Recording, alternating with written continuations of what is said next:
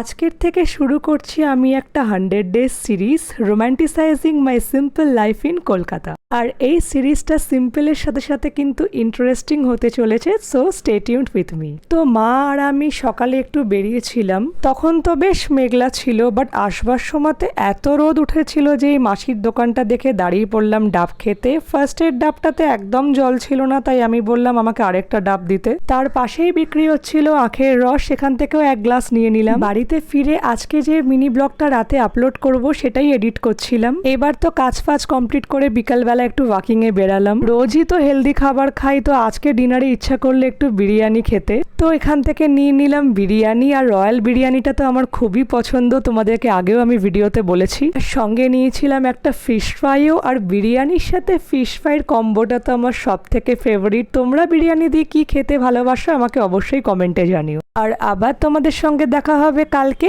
Day 2 blog নিয়ে। Tata.